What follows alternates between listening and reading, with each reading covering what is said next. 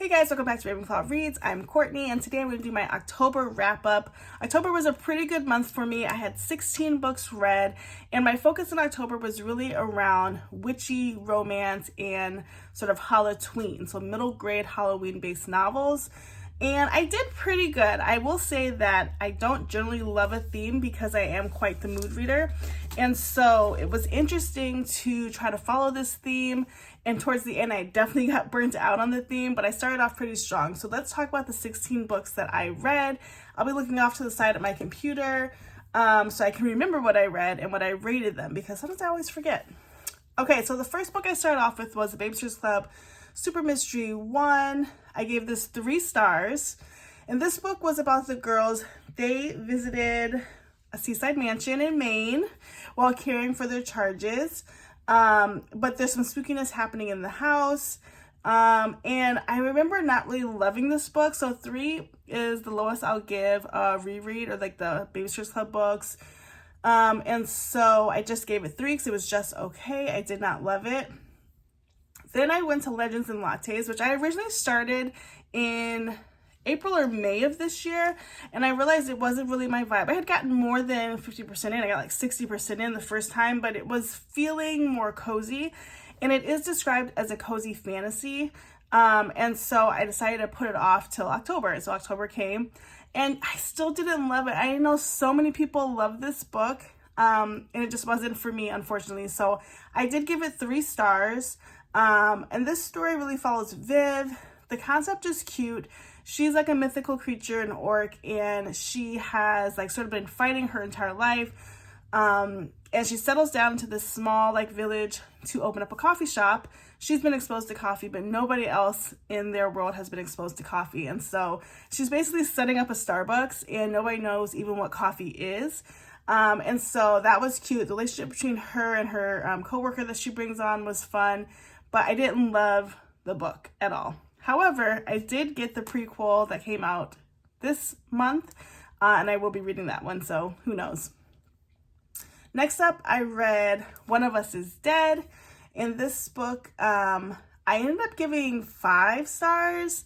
I listened to this on audio, and I picked it up on a whim at the bookstore, but I'd heard great things about this book, and basically it's like Housewives sort of meets death.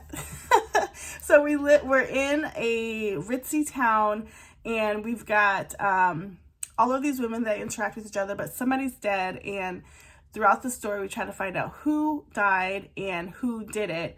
And we're getting sort of like the backstory on each person, seeing who had tiffs with one another.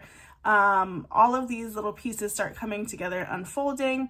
And then the present day, we are sort of with our main character in a interrogation room with police or detectives. And so trying to figure out who did it, right? And so all these people are interconnected. Some are friends.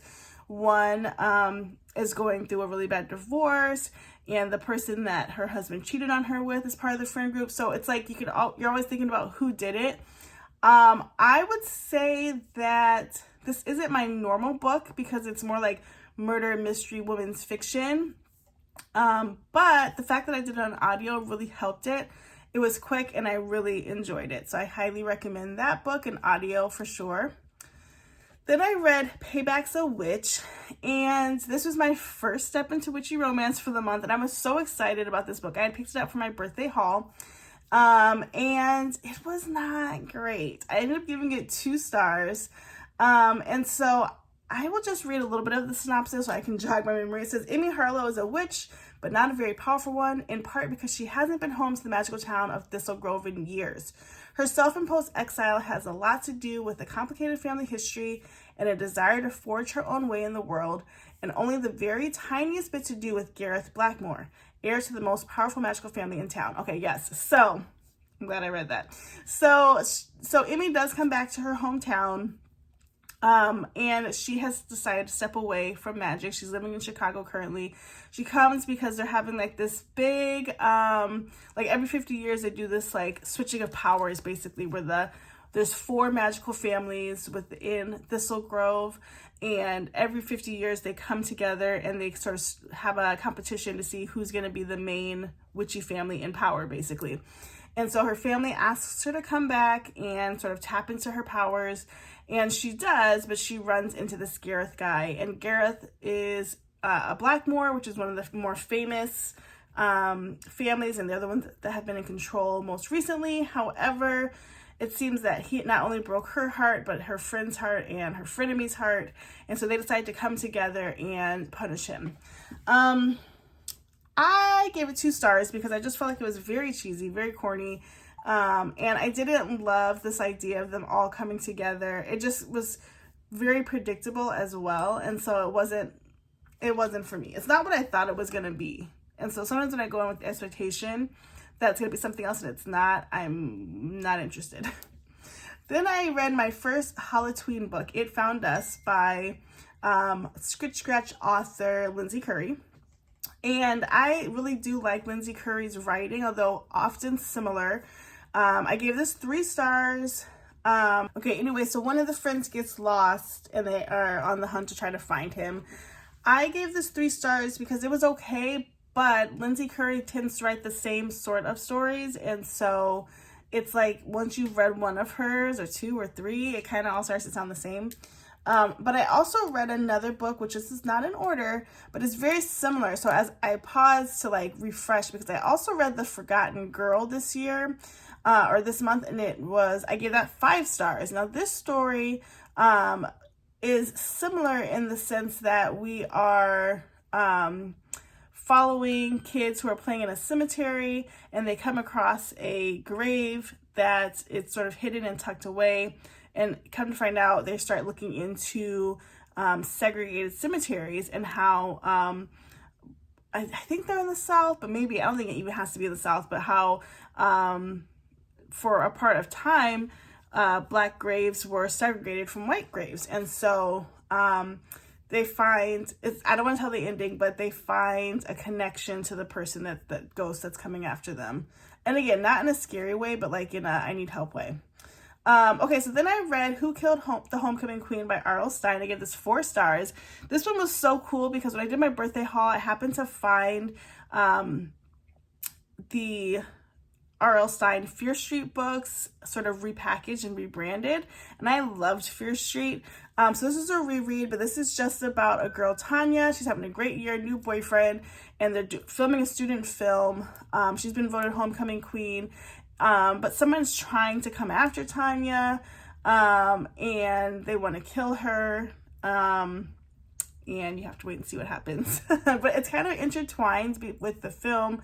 Tanya's boyfriend's kind of cheating on her, and it's also acted out in the film, so it's like a little time warp back and forth. Then I read The Cruel Prince, which has been on my bookshelf for months. I ended up giving this 3 stars, although I will go on to the next book.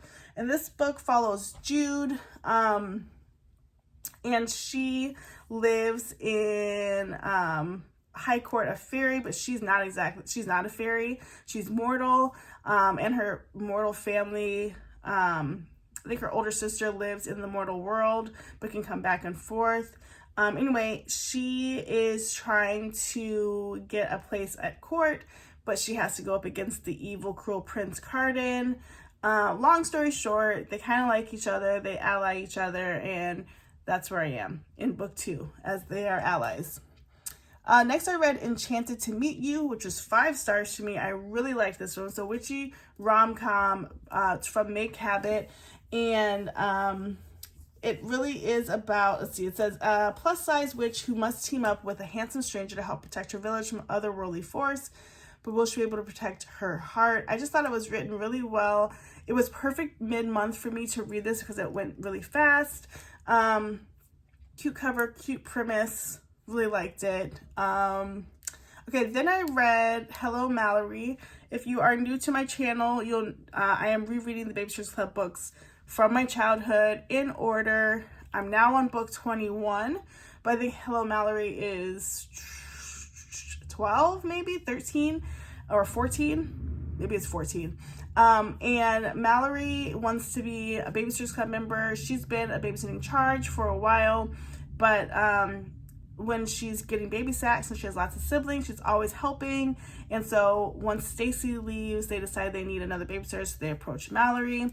And they put her through the ringer, which is why I gave it 5 stars, because, like, honestly, the way Babysitters Club is always portrayed is that they are, like, all for one, one for all. But literally, they are so grimy to each other sometimes. I don't understand it. So they put her through the ringer. But this is also the book where we meet Jessie for the first time. Jessie's one of the only Black students in all of Stony Brook, all of the lands.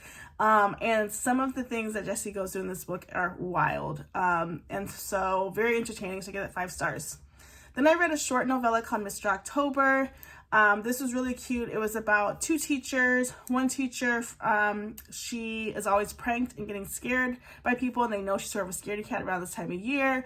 And her teacher friend, Mr. October, decides to buddy up with her to start playing pranks on the people who are pranking her, and they fall in love. So it was really cute. It was like 80 pages, but it was like just what I needed at that time, and it was perfect speed. It ended on a great note. 5 stars.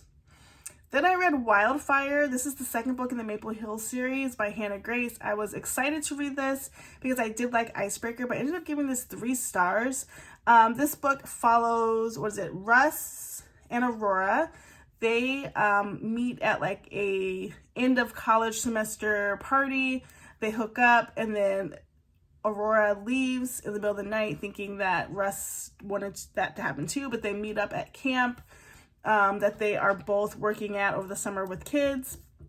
And the thing that threw me off about this book was that, number one, they had like insta love. I hate insta love in a romance. And they were immediately in love and immediately needy for one another, which seemed odd, especially for that age range too. And it didn't do it for me. I didn't like that they were all over each other and needed everything from each other. And it is a Hannah Grace book, and it didn't get spicy for a while, which seems odd because it's Hannah Grace. Next up, I read The Boyfriend Candidate. I was really excited about this book too. I started off reading it thinking it was going to be a surefire 4 or 4.5 stars. Ended up giving it 3 stars. And we're following Alexis Stone and Logan. Alexis is a teacher who gets dumped and decides to go out for a one-night stand. She runs into Logan, and they go to attempt to have one-night stand at a hotel. And there's a fire at the hotel, so they don't get a chance to. But come to find out, Logan is a very popular political candidate, and pictures are taken of them outside the hotel, sort of canoodling. And so Logan's PR team approaches Alexis to be part of the campaign of pretending they're in a relationship together. And so it was all right, but it wasn't exactly what I was looking for. Then I read The Roommate Risk by Talia Hibbert. I'm not a fan of her writing generally, but I gave this book 4 stars. I gave this book 4 stars. It was really cute, really well written, and I liked the pace of it, which is different. It's about 2 longtime friends who have to roommate. So we have friends to lovers and forced proximity. It was everything. And then the last book I read this month, I've talked about it before, is The Woman in Me by Britney Spears. This is her memoir that came out at the end of the month. I gave this 5 stars. Phenomenal.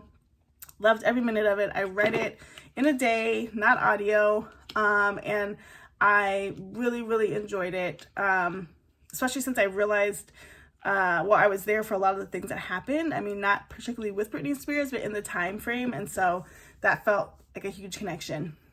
Anyway, that's everything I read speedily for October. I think it was a pretty good month. I can tell I'm starting to get burnt out. Right now, I think I've read 180 plus books this year, and I'm slowing down a little bit, but I am working on finding like really quality books, and there's so many good things coming out that I wish I could stay up for hours on end and read, but I can't. So please comment down below if you read any of the books that I read this month, and I would love to just hear from you. So like, comment, subscribe. Thanks for my new subscribers. We'll see you on Sunday with my weekly vlog. Bye guys.